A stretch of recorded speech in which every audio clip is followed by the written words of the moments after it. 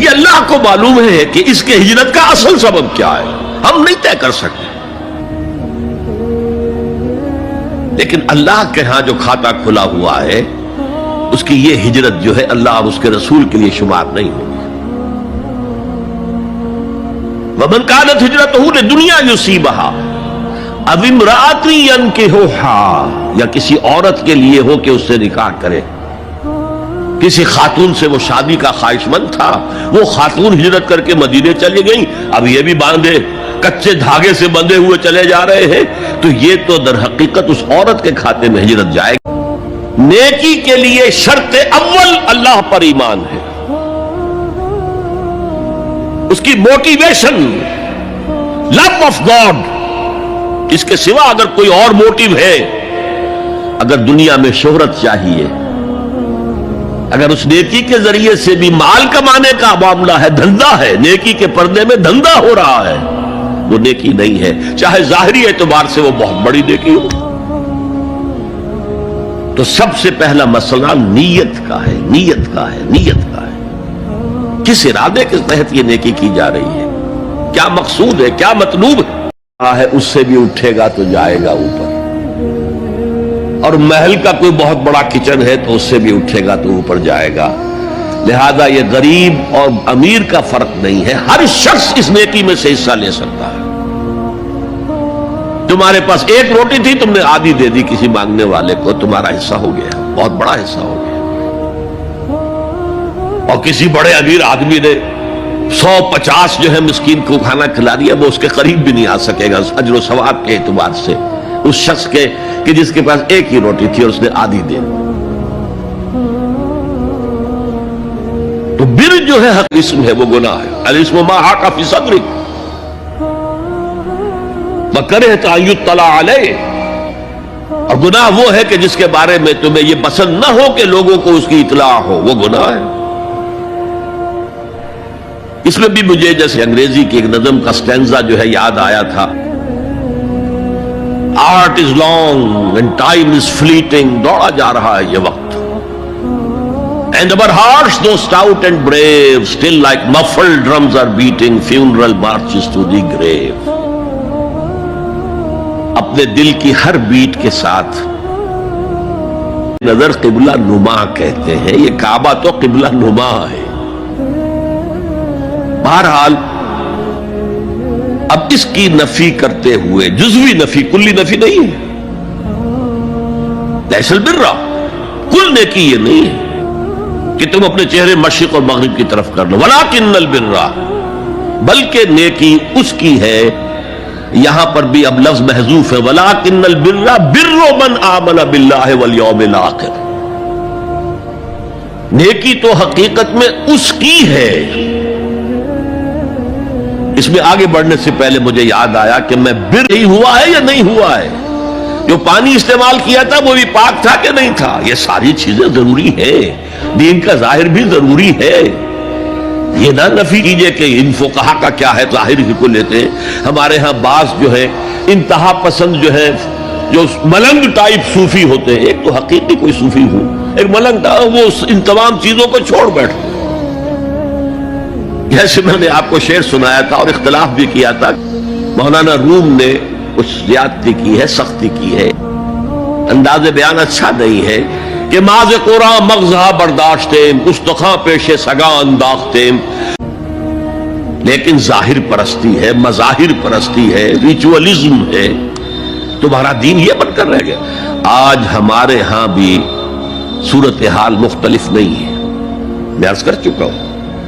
سب سے بڑا طبقہ ہمارے ہاں ظاہر بات ہے کہ جو ہمارے علماء کے زیر اثر ہے، اور وہ فقہاء ہیں، اور فقیہ کا کام ہی ہے کہ وہ ظاہر سے بحث کرے، باطن سے تو بحث نہیں کر سکتا۔ لہذا ریچولز ہی ریچولز رہ گئے ہیں، حقیقی روح ہر شے کی ختم ہو چکی ہے، رہ گئی رسم اذاں روح بلالی نہ رہی، اور فلسفہ رہ گیا ایک ظاہر ہے، فقہ اس سے بحث کرے گی، لیکن اصل نماز آپ کو اللہ کی حضوری کا شرف حاصل ہوا، کچھ حضور قلب میسر آیا، کوئی خشوع و خضوع ہوا، کوئی اللہ کے ساتھ مخاطبت اور مکالمے کی صورت پیدا ہوئی؟ کیا تم نے جب سجدہ کیا تو محسوس کیا کہ تم نے اپنے رب کے قدموں پر اپنا سر رکھ دیا ہے؟ اگر یہ نہیں ہے تو ٹھیک ہے، فقہی نماز ادا ہو گئی، اصل نماز تو ادا نہیں ہوئی۔ لیکن ادھر دور پہلے ایک آیت آ گئی تھی جس نے زمین ہموار کی، للہ المشرق والمغرب فینما تولوا فثم وجہ اللہ۔ دو رکوع پہلے، مشرق و مغرب سب اللہ کے ہیں، جدھر بھی رخ کرو اللہ کا رخ ہے۔ قبلے کا مطلب یہ تو نہیں ہے کہ اللہ اس سمت میں محدود ہے، معاذ اللہ۔ اللہ کا رخ، اللہ تو مشرق میں ہے، مغرب میں ہے، شمال میں ہے، جنوب میں ہے، فوق میں ہے، تحت میں ہے، ہر جگہ ہے۔ للہ المشرق والمغرب فینما تولوا فثم وجہ اللہ۔ مشرق، اس پہلو سے اس مسئلے پر بڑی مفصل گفتگو قرآن میں ہوئی ہے، میرے اور آپ کے لیے۔ بلکہ مجھے اعتراف ہے کہ میں یہ سوچتا رہا، اتنی مفصل گفتگو بار بار فولوا وجوہکم شطر المسجد الحرام، فولوا وجوہکم شطرہ، یہ بار بار پورے 2 رکوع قرآن مجید میں، سورہ بقرہ کا 17واں رکوع، 58واں رکوع اسی پر۔ اس لیے کہ ہم اس سینسٹیونیس کا اندازہ نہیں کر سکتے کہ جو اس وقت پیدا ہو گئی تھی اس پر۔ تحویل قبلہ پر یہ معمولی نہیں بات تھی، یہود نے سمجھ لیا تھا کہ اب معلوم ہوا، اور اسی لیے اس مسجد میں 2 قبلے ہیں، 2 محرابیں ہیں، ایک شمال کی جانب بیت المقدس کی جانب، دوسری جنوب کی جانب یعنی مکہ مکرمہ کی جانب۔ اب یہ تحویل قبلہ جو ہے، یہ ہے بات اصل میں سمجھنے کی، ایک بہت بڑے فتنے کی بنیاد بن گیا۔ فتنہ آزمائش کو کہتے ہیں، اور فتنہ فساد کو بھی کہتے ہیں۔ فساد یہودیوں کی طرف سے شروع ہوا، یہ کیسا نبی ہے جس کا قبلہ ہی معین نہیں؟ اچھے لباس میں کس کوئی جسے سنگھار کہہ دیتے کہ یہ میں نے دیکھا، تو ان کا کہ مجھے کیا غرض ہے، تمہارے بھائی کو تو مجھ سے کوئی غرض ہے ہی نہیں، میں کس کے لیے بناؤ سنگھار کروں؟ یہ بھی الفاظ آتے ہیں۔ فرمایا ہرگز مت کرو۔ میں تو کرتا ہوں، میں روزے بھی رکھتا ہوں لیکن نہیں بھی رکھتا، میں نماز پڑھتا ہوں لیکن سوتا بھی، میری بیویاں ہیں متعدد، تو میری سنت اگر تم نے چھوڑ دی تو تمہارا مجھ سے کوئی تعلق نہیں ہوگا۔ اس کا مطلب کیا ہوا؟ تو سبب نیکی کا ایک ماڈل بھی سامنے رہنا چاہیے جس میں توازن ہو، تو سوتا بھی ہوں اور نماز بھی پڑھتا ہوں، میں روزہ رکھتا بھی ہوں، ناغہ بھی کرتا ہوں، میں نے شادیاں کی ہیں، متعدد ازواج میرے گھروں میں ہے۔ فمن رغب عن سنتی فلیس منی، جو بھی میری سنت سے ہٹا وہ مجھ میں سے نہیں ہے، میرا امت ہی نہیں ہے۔ تو نیکی کا جذبہ بھی حد اعتدال سے تجاوز کر کے بدی کو جنم دے سکتا ہے۔ ایک صحابی، نوجوان صحابہ میں سے عبداللہ ابن عمرو ابن، حضور کے ساتھ ایسا ہوا، 3 اشخاص آئے، انہوں نے حضور کی ازواج مطہرات سے معلوم کیا آپ رات کو کتنا وقت نماز میں لگاتے ہیں، آپ مہینے میں کتنے نفلی روزے رکھتے ہیں۔ اب جو کچھ انہیں بتایا گیا، حضور کی زندگی کھلی کتاب تھی، بتا دیا گیا اتنا عرصہ جو ہے آپ رات کو تہجد پڑھتے ہیں، بتا دیا گیا مہینے میں اتنے روزے رکھتے ہیں۔ انہوں نے اسے کم سمجھا۔ فَتَقَالُّوا إِنَّ الْبِرَّ بِرُّ مَنْ آمَنَ بِاللَّهِ وَالْيَوْمِ الْآخِرِ۔ اب جو وَالْمَلَائِكَةِ وَالْكِتَابِ وَالنَّبِيِّينَ، ان تینوں کو جمع کر لیجئے، اس سے مراد ہے نبوت اور رسالت۔ ملائکہ وحی کا ذریعہ ہے جو انبیاء تک لے کر آتے رہے، اس وحی کا جو ریکارڈ مرتب ہوا وہ کتابیں ہیں، اور جن پر وہ وحی آئی وہ نبی ہے۔ ان تینوں کو جمع کر لیجئے، رسالت، ایمان باللہ، ایمان بالآخرہ اور ایمان بالرسالت۔ اب ایک وہ تھا جسے اللہ نے علم بہت دیا تھا اور اس نے علم کو پھیلایا خوب پھیلایا، اور ایک وہ جس کے پاس جس کو اللہ نے بہت دولت دی تھی اور اس نے دولت جو ہے نیکی کے کاموں میں، بھلائی کے کاموں میں، غربا، یتاما، مساکین کے لیے خرچ کیا۔ اب اللہ پوچھے گا ان شہید صاحب سے کہ دیکھو میں نے تمہیں صحت دی تھی، جسمانی قوت دی تھی، تم نے کیا کیا؟ وہ کہے گا اے اللہ میں نے تیرے لیے قتال کیا اور اپنی جان دے دی۔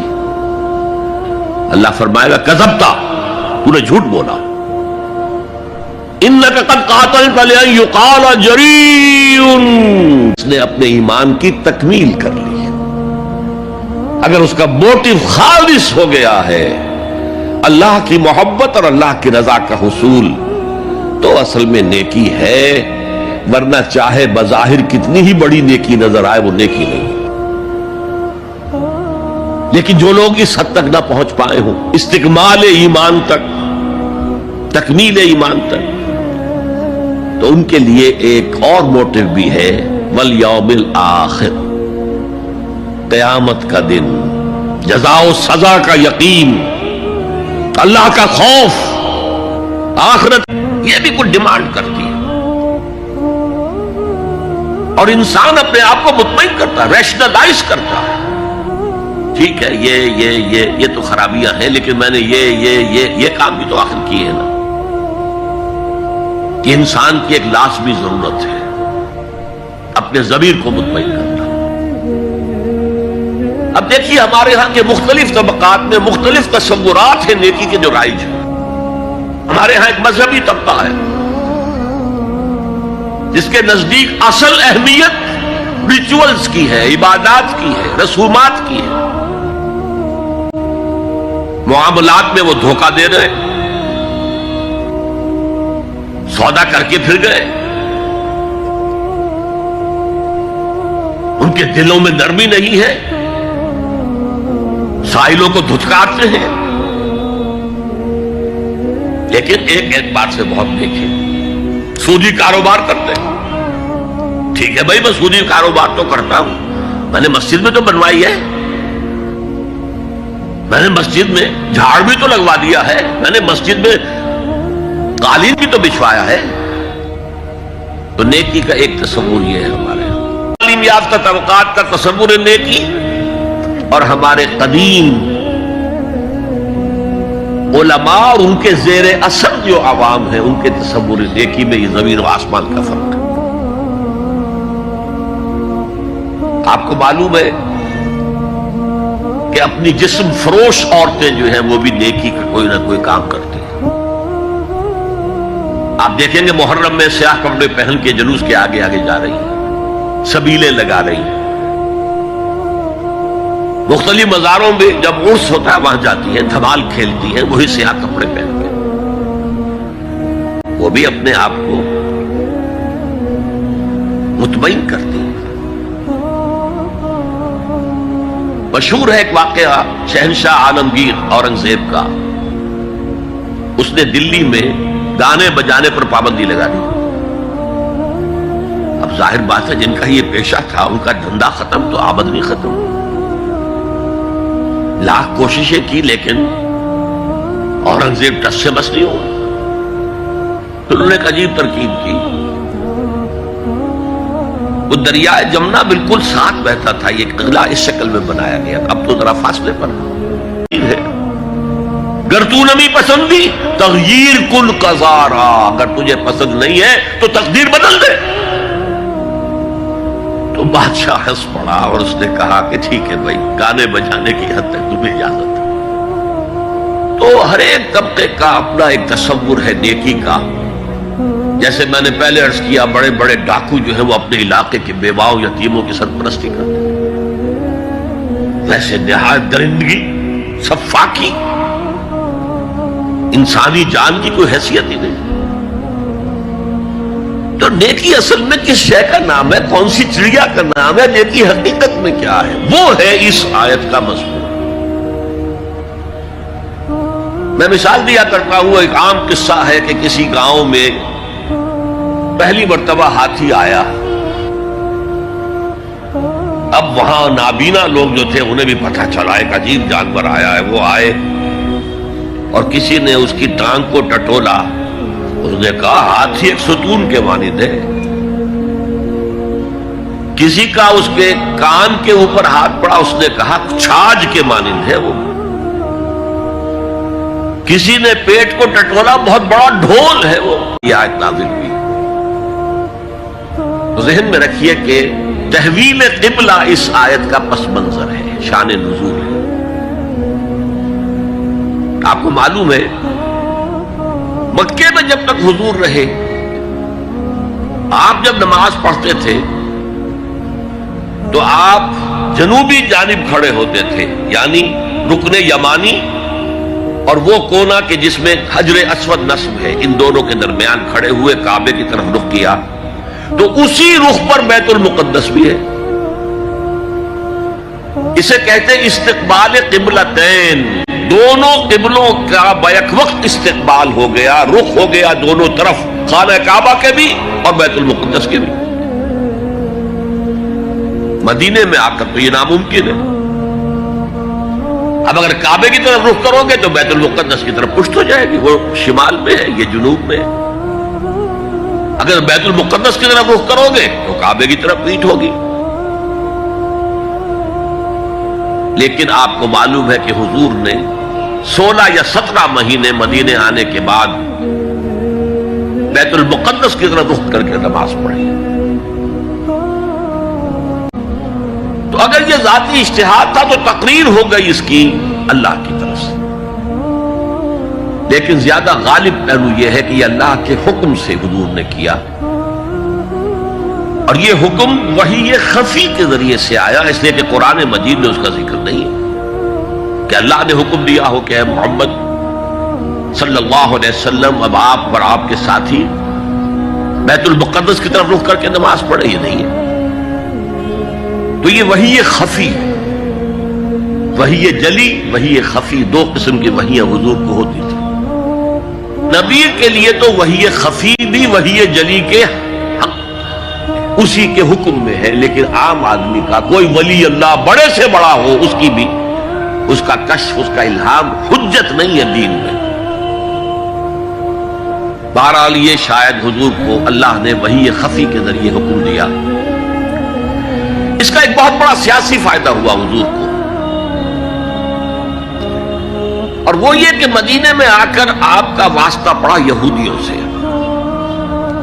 وہ بہت منظم تھے, تعلیم یافتہ تھے, بہت کلچرڈ تھے. ان کے ہاں فقہاء جمانے کا مدینہ منورہ میں پورا موقع مل گیا. بلکہ پہلے 6 مہینے اس میں جو ہے بہت ڈیسائسو ہے. 3 کام آپ نے 6 مہینے میں کیے ہیں تو بالآخر بہت ہی زیادہ فیصلہ کن ثابت ہوا. نمبر 1 یہ کہ آپ نے مسجد نبوی کی تعمیر کر لی. اب یہی مرکز ہے, یہی درسگاہ ہے, یہی خانقاہ ہے, یہی پارلیمنٹ ہے, یہی دارالمشاورت ہے, یہیں سے فوجیں تیار کی جا رہی ہیں, یہی وفود آ کر پیش ہو رہے ہیں. بہرحال ایک مرکز مہیا ہو گیا. نمبر 2 یہ کہ مہاجرین میں اور انصار میں مواخات, ایک مہاجر ایک Ansari, they were declared brothers.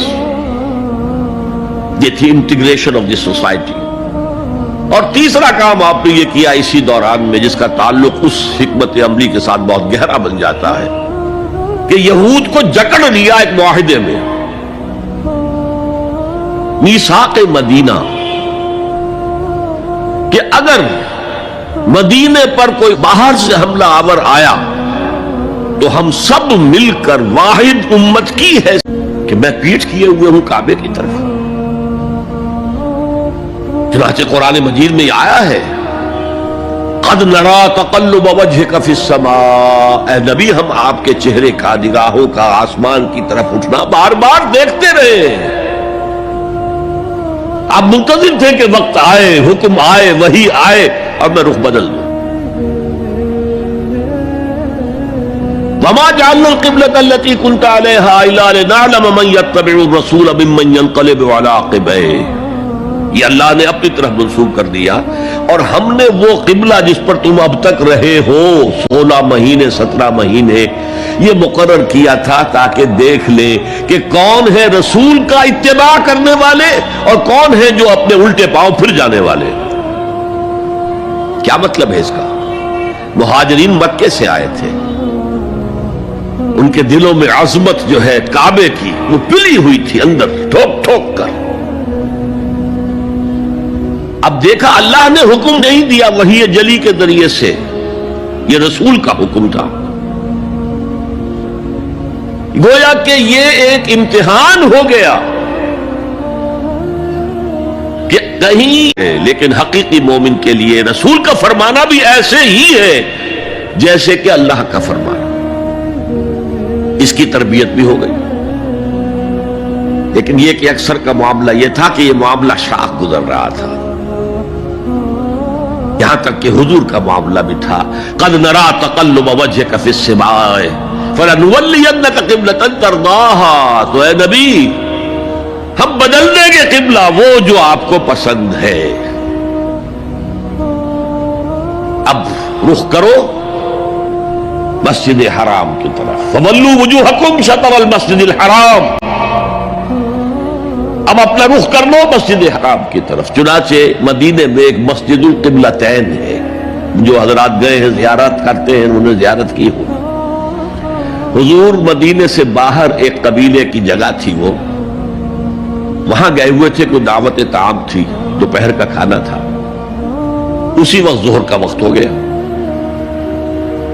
حضور نے جماعت کھڑی کی اور قبلہ جو ہے بیت المقدس، اسی نماز کے دوران یہ آیات وہی نازل ہو گئی، آپ نے فوراً رخ بدلا اور پوری جماعت نے رخ بدل لیا۔ ابھی یہ شمال کی طرف رخ کر کے نماز پڑھ رہا تھا اور اب اس نے جو ہے جنوب کی طرف رخ کر لیا۔ کیسا رسول ہے، کیسا نبی ہے؟ حضور کے خلاف لوگوں کو بھڑکانے کا انہیں اب ایک موقع ہاتھ آ گیا، اور آپ کے علم میں ہے کہ اوس اور خزرج کے جو عوام ہیں وہ یہود کے بہت زیر اثر تھے، بہت زیر اثر تھے۔ وہی بات کہ وہ سمجھتے تھے ہمارے پاس نہ کوئی شریعت ہے، نہ کتاب ہے، نہ کوئی قانون ہے، نہ ہمارے ہاں کوئی مفتی ہے نہ قاضی ہے، ان کے ہاں تو کتاب ہے، شریعت ہے، مفتی ہے، قاضی ہے، ان کا تو بحال کلچرڈ لوگ ہیں، تو ایک روب تھا ان کا۔ لہذا یہ ایک ان کو موقع مل گیا کہ اس پر لوگوں کے جذبات کو بھڑکائیں اور حضور سے برگشتہ کر دیں۔ دوسری طرف سادہ لو مسلمانوں کے اندر بھی ایک فتنہ بطور آزمائش آ گیا کہ اگر اصل قبلہ یہ تھا تو یہ 16 مہینے کی نمازیں تو ہماری اکارت گئی، غلط رخ پر پڑی ہم نے، اور نماز تو دین کا اصل ستون ہے، اور یہ نمازیں ہماری ضائع ہو گئی۔ یہ ان کے دلوں میں ایک وسوسہ پیدا ہوا۔ یہ ایک نئی امت کا آغاز ہے، اس کا مرکز اب نیا بن گیا ہے۔ اب تک وہ سوچ رہے تھے کہ ہمارے ہی، چنانچہ ایک اور واقعہ ہوا تھا کہ یہ عاشورہ کا روزہ رکھتے تھے یہودی۔ حضور نے پوچھا کیوں رکھتے ہو 10ویں محرم کا روزہ؟ انہوں نے کہا کہ اصل میں ہمیں جو نجات ملی تھی فرعون سے، اور فرعون کو جو غرق کیا گیا تھا لاؤ لشکر سمیت، وہ 10 محرم کو ہوا تھا، ہم شکرانے کے طور پر روزہ رکھتے ہیں۔ حضور نے فرمایا کہ موسیٰ کے تو ہم تم سے زیادہ مستحق ہیں، لہذا مسلمانوں کو حکم دیا کہ تم بھی 10ویں محرم کا روزہ رکھا کرو۔ اب یہ چیزیں ایسی تھیں کہ جس سے وہ پیسیفائیڈ تھے ایک طرح سے کہ نہیں یہ کوئی نئی چیز نہیں ہے، یہ ہمارے کیمپ فالوورز، بلکہ حضور نے فرمایا تم 2 روز کا روزہ رکھو، 9ویں محرم کا بھی 10ویں کا۔ بہرحال اس پر جو ایک تشویش ہوئی ہے، اس تشویش کو دور کرنے کے لیے 2 رکوع 17واں 18واں رکوع 2 رکوع پورے کے پورے اسی بحث پر مشتمل ہیں۔ اور اس کے علاوہ اب میں مثال دوں کہ میرا ایک ہاتھ یوں ہے، ایک ہاتھ یوں ہے، بیچ میں میرا جسم ہے، تو اس بحث کا جسم جو ہے وہ تو وہ 2 رکوع ہیں، رکوع 17واں 18واں، مغرب سب اللہ کے ہیں، جدھر بھی تم رخ کرو گے وہ اللہ کا رخ ہے۔ یہ ایک تمہید ہو گئی تھی۔ اس کے بعد ویسے وہاں جا کر عجیب سا محسوس ہوتا ہے کہ یہاں تو کوئی سیاق و سباق تو تھا نہیں، یہ آیت کس حوالے سے آئی ہے؟ اصل میں اس بحث کے لیے تمہید وہاں سے شروع کر کے بات چھوڑ دی گئی، اور پھر 2 رکوع آگے جو ہے وہ یہ آیت آ گئی کہ اگر ابھی کوئی ریزیڈول ایفیکٹ باقی ہے تو اب ان سے کہا جا رہا ہے سخن شناس نئی دل برا خطائی جاست. لوگوں تم بات نہیں سمجھتے، سخن شناس نہیں ہو اے میرے محبوب. دل برا سخن شناس نئی دل برا خطائی جا، خطا یہاں ہے. تم جسے اصل نیکی سمجھ بیٹھے ہو، ریچول ظاہری شکل، وہ اصل نیکی نہیں ہے، وہ کل نیکی نہیں ہے. نیکی تو اصل میں ایک روح ہے جو پورے وجود میں سرایت کرتی ہے، ایک بالکل مختلف انسان وجود میں لاتی ہے، ایک پورا مختلف کردار وجود میں لاتی ہے. نیکی تو حقیقت میں وہ ہے. جیسے کہ ہمیں معلوم ہے نماز کی روح تو تم نے نہیں پائی. تو ہر شے کا ایک ظاہر ہے اور ایک اس کی روح ہے، باطنی روح. ہم اپنی مجبوری سے ظاہری ہی بات کو دیکھ سکتے ہیں، روح تو ہماری نگاہوں کے سامنے ہے نہیں، جس کا نتیجہ یہ نکلتا ہے کہ صرف ظاہر ہی ظاہر رہ جاتا ہے، روح کی طرف توجہ ہی نہیں ہوتی. اور یہی سب سے بڑا الزام، سب سے بڑی تنقید حضرت مسیح کی تھی یہودیوں پر. تم مچھر چھانتے ہو اور سموچے اونٹ نکل جاتے ہو.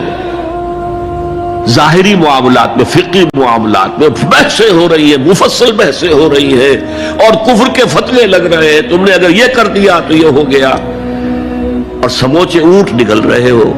حرام کاموں میں تم ملوث ہو، سود تم لے رہے ہو. یہ ہے کہ تمہارا معاملہ سارا کا سارا دین کی ظاہر سے رہ گیا. اور یہ جو فرمایا کہ تمہاری مثال ان قبروں کی سی ہے جن کے اوپر تو سفیدی کر رکھی ہے لیکن اندر گلی سڑی ہڈیوں کے سوا کچھ نہیں. روح دین سے تم ناآشنا ہو چکے ہو، محبت خدا بندی تم میں نہیں ہے. یا تلقین غزالی نہ رہی. نماز و روزہ و قربانی و حج یہ سب باقی ہے، تو باقی نہیں.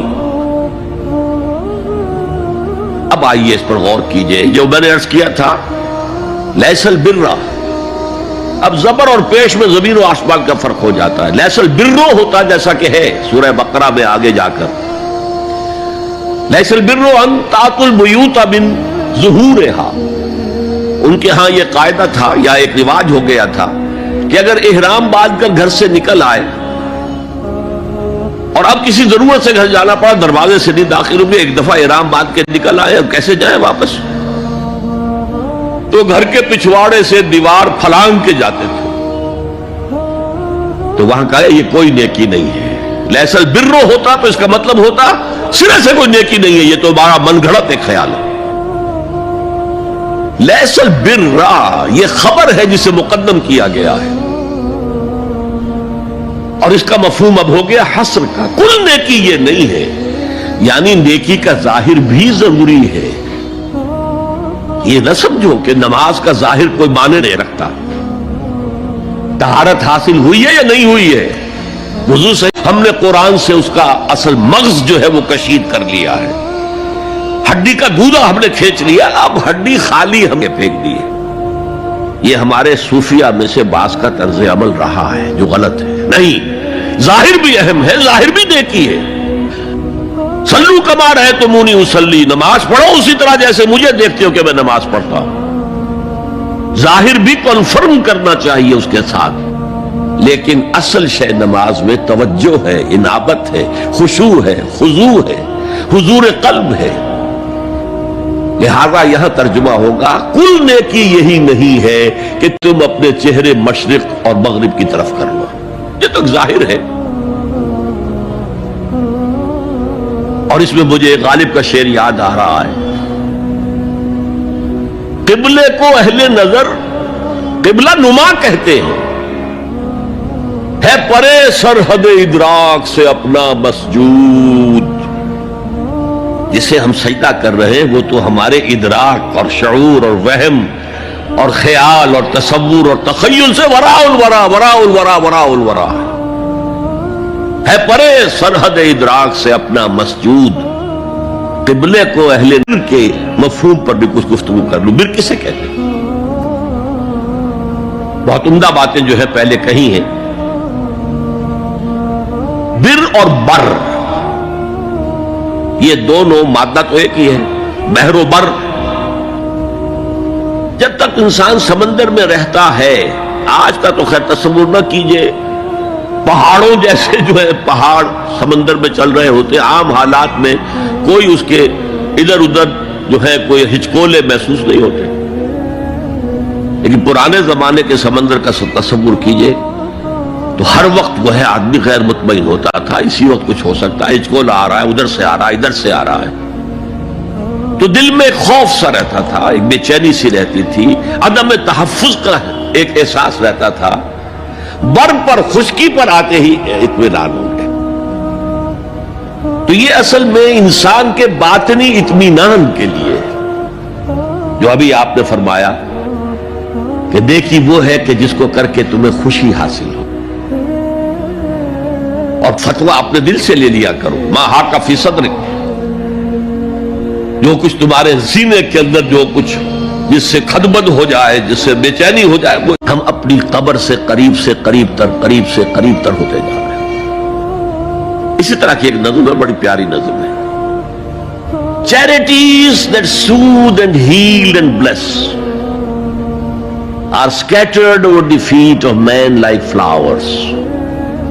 وہ بھلائیاں، وہ نیکیاں، وہ خدمت خلق، charities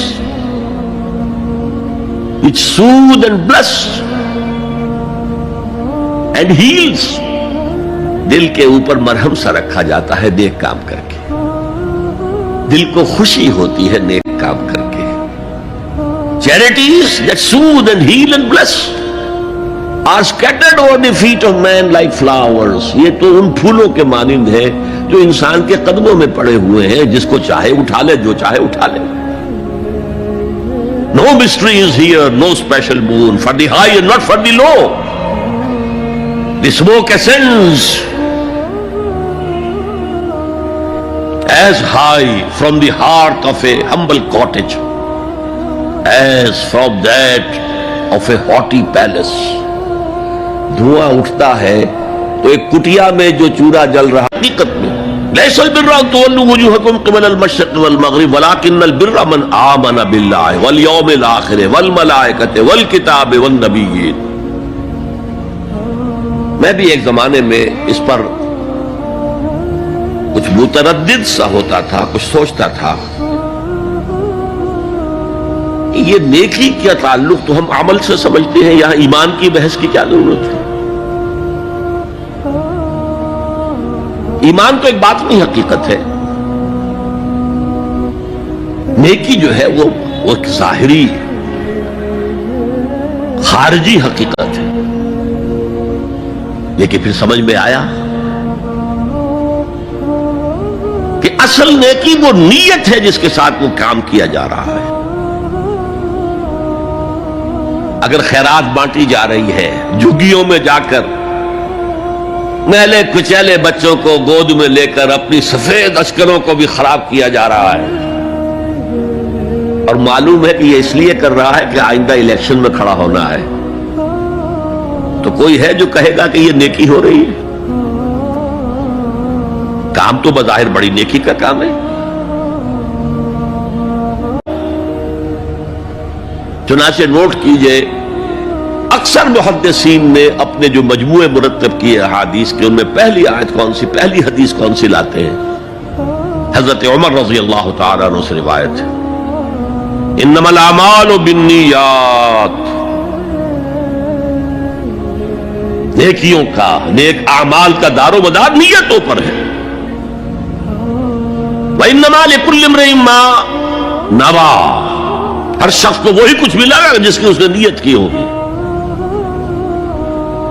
فمن كانت ہجرته الى اللہ ورسولہ فہجرته الى اللہ ورسولہ، جو کوئی ہجرت کر رہا ہے، مکے میں گھر بار چھوڑ کر جا رہا ہے، اپنے وطن کو ترک کر کے جا رہا ہے مدینے کی طرف، صرف اللہ اور رسول کے لیے، اس کی ہجرت اللہ اور اس کے رسول کے لیے. وَمَنْ كَانَتْ هِجْرَتُهُ لِلدُّنْيَا يُصِيبُهَا، اور اگر اس شخص کی ہجرت دنیا کے لیے ہے کہ اس کو حاصل کر لے. مثلا میں دیتا ہوں مثال، ایک مسلمان تھا، اس کا کوئی کاروبار تھا، اس کے خریدار مسلمان ہی تھے، وہ جا رہے، اب کیا کرے گا؟ مشرکوں نے سو تو اس کا سامان نہیں لینا، اب وہ بھی چلے جا رہے ہیں، اللہ اور اس کے رسول کے ہجرت میں نہیں. تو اصل شے یہ ہے نیکی کا وہ کام جس کا ظاہر بھی نیکی کا ہو اور باطن بھی ہو، یہ موٹیویشن صرف اللہ کی رضا ہو، اللہ کی محبت اور اللہ کی رضا کا حصول. یہ ہے پازیٹو موٹیو. ایک نیگیٹو سائیڈ بھی ہے. سب لوگ ذہنی اعتبار سے اتنے بلند نہیں ہوتے کہ اللہ کی محبت وہی اصل محرک بن جائے. یہی وجہ ہے کہ حضور نے اس کو صلی اللہ علیہ وسلم کمال ایمان سے تعبیر کیا ہے. من احب للہ وابغض للہ وعطى للہ ومنع للہ فقد استکمل الایمان. جس نے کسی سے محبت کی تو اللہ کے لیے کی ہے، کسی سے نفرت اور بغض رکھا تو اللہ کے لیے رکھا کہ اللہ کو اس سے نفرت کرنا پسند ہے، اور کسی کو کچھ دیا تو اللہ کو خوش کرنے کے لیے دیا، اور کسی سے کچھ چیز روکی تو صرف اس لیے کہ اللہ کو اس کا روکنا پسند ہے. تو اس شخص کے محاسبے کا خوف بھی ایک بہت بڑا موٹیو ہے، بہت بڑی موٹیویٹنگ فورس ہے. اب میں یوں کہوں گا کہ اگر کسی عمل کا محرک ہے صرف اللہ کی محبت، اس کی رضا کا حصول اور آخرت کی نجات، تو وہ نیکی ہے. اگر یہ نہیں ہے، کوئی وطن پرست ہے، وطن کی محبت کی وجہ سے کوئی نیک کام کر رہا ہے، اس کا وہ کام وطن پرستی کے کھاتے میں جائے گا، خدا پرستی کے کھاتے میں نہیں جائے گا. کوئی قوم پرست ہے، اپنی قوم کی محبت میں کچھ کر رہا ہے، تو اس کا وہ نیک کام قوم پرستی کے کھاتے میں جمع ہوگا، خدا کی پرستش کے لیے نہیں. یہ ہے موٹیو کا فرق، اور یہ ہے موٹیو کی اہمیت، اور اس کا تعلق ہے ایمان باللہ اور ایمان بالآخرہ سے. ایک حدیث میں حضور نے فرمایا کہ قیامت کے دن سب سے پہلے 3 اشخاص کا معاملہ پیش ہوگا. ایک وہ تھا کہ جو اللہ کی راہ میں جنگ کرتا ہوا مارا گیا تھا، دنیا میں شہید سمجھا جا رہا تھا. تو نے تو یہ جنگ میں حصہ لیا تھا اس لیے کہ تیری شجاعت کا ڈنکا بج جائے، تیری جرأت کی شہرت ہو جائے. وقد قیلا، وہ کہا جا چکا، اب یہاں تمہارے لیے کچھ نہیں ہے. اور فرشتوں کو حکم ہوگا اور اوندے منہ گھسیٹتے ہوئے اس کو جہنم میں ڈال دیں. یہی حشر ہوگا اس عالم کا، تو نے وہ نیکی کا کام کیا تھا. لِأَن يُقَالَ عَالِمٌ، کہا جا چکا، دنیا میں ڈنکا بج چکا تمہاری شہرت کا. اب اس میں نوٹ کیجئے، اگر کسی عالم کے علم کا ڈنکا بج جائے، اس کی اپنی نیت وہ نہیں تھی تو اس کے اندر کوئی خرابی نہیں ہے. یہاں معاملہ نیت کا ہے. اگر نیت یہ ہو کہ میرے علم کی شہرت ہو جائے، میرے ہاتھ چومے جائیں، مجھے نذرانے پیش کیے جائیں، تو پھر وہی حشر اس کا ہوگا کہ اوندھے منہ گھسیٹ کر جہنم میں ڈال دیا جائے. یہی حشر اس سخی کا ہوگا جس نے سخاوت کی تھی، جس کی سخاوت کے ڈنکے بج گئے تھے، اس کا بھی یہی حشر ہوگا. تو انما الاعمال بالنیات، اور یہاں نیکی کی بحث میں سب سے پہلے بھلا کس کا تعلق کیا ہے نیکی کے ساتھ، یہ ذرا گہری بات ہے. دیکھیے، نیکی کا جذبہ بھی، جو انسان کے پیشنز ہوتے ہیں وہ اندھے بہرے ہوتے ہیں. پیشنز، جذبات، نیکی بھی ایک جذبہ ہے. کبھی یہ جذبہ حد اعتدال سے تجاوز کر کے بدی بنا دیتا ہے. کیسے؟ رہبانیت، ترک دنیا، شادی نہیں کروں گا، گھر گھرستی کا بکھیڑا مول نہیں لوں گا، بس اللہ سے لو لگاؤں گا۔ ظاہر بات ہے جس نے بھی فیصلہ کیا نیکی کے جذبے کے تحت کیا نا، لیکن اس کا جو نتیجہ نکلا اکثر و بیشتر پھر حرام کاری ہوئی۔ آپ عیسائیت کی جو ہے ہسٹری آف کرسچین موناسٹسزم اس کا مطالعہ کیجئے، انہوں نے خود لکھا ہے کہ بظاہر راہب خانے ہیں، راہب اور راہبائیں رہتی ہیں، اور ان کے تہخانوں میں حرامی بچوں کے قبرستان ہو جاتے تھے۔ یہ نیکی کے جذبے نے بدی کو جنم دیا ہے۔ قلیل سمجھا کہ یہ تو زیادہ نہیں ہے، ہمارا تو خیال تھا کہ آپ ساری رات ہی کھڑے رہتے ہو، لیکن اپنے دل کو مطمئن کرنے کے لیے کہ حضور کی کہیں توہین بھی نہ ہو جائے، کہا جی انہیں تو ضرورت نہیں ہے، وہ تو معصوم ہی ہے، ان کی خطائیں اول تو ہوتی نہیں، اگر کوئی ہے بھی تو اللہ نے کہہ دیا قد غفر اللہ لک ذنبک ما تقدم منہا وما تاخر، اللہ نے تو معاف کر دیا اگلے پچھلے سارے گناہ، میرے لیے یہ کافی نہیں ہے۔ ایک نے کہا میں پوری رات عبادت کروں گا، اپنی کمر بستر سے نہیں لگاؤں۔ دوسرے نے کہا کہ میں ہمیشہ ہر روز روزہ رکھوں گا، کبھی افطار نہیں کروں گا۔ تیسرے نے کہا میں کوئی شادی بیاہ نہیں کروں گا، ایک ککیڑ میں نہیں پڑھوں گا میں۔ حضور کو خبر ہو گئی، آپ نے طلب فرمایا اور غصے کے انداز میں وہ الفاظ کہے کہ جو حضور سے بالکل متوقع نہیں ہے۔ واللہ انی لاتقاکم واخشاکم، خدا کی قسم میں تم سب سے زیادہ متقی ہوں اور سب سے زیادہ اللہ سے ڈرنے والا ہوں، لیکن میرا طریق یہ ہے کہ میں رات العاص۔ عجیب یہ بات ہے کہ باپ جو ہے بہت بڑا سیاستدان، بہت بڑا جری سپہ سالار، بہت بڑا حکمران، حضرت عمرو بن العاص، بیٹا نہایت زاہد و عابد، مرتاس، زاہد مرتاس، ساری رات کھڑے ہیں، بستر سے کمر ہی نہیں لگائی، ہر روز روزے سے ہیں۔ یہ خبر دی گئی حضور کو تو آپ نے طلب فرمایا یا عبداللہ اولم اخبر انک تقوم اللیل وتصوم النہار،